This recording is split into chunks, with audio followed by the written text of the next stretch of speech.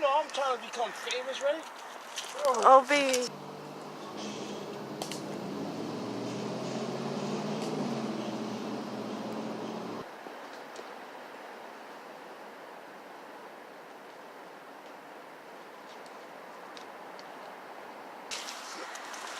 Yes! So I thought I'd come back and salvage the rest of that oyster mushroom, and it actually got way bigger, and it looks better. About the oyster mushroom, this shit is chock full of nutrients. Sometimes people say that it has.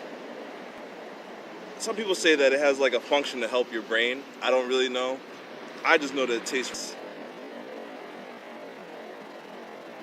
Some people say that it has like a function to help your brain.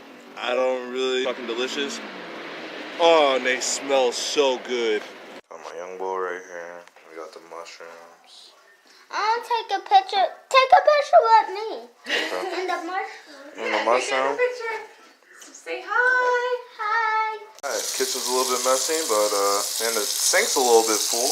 But got some cold water, got some mushrooms, wash them off. I'm gonna season them, soak them up with some butter, and we got some rice on the pan.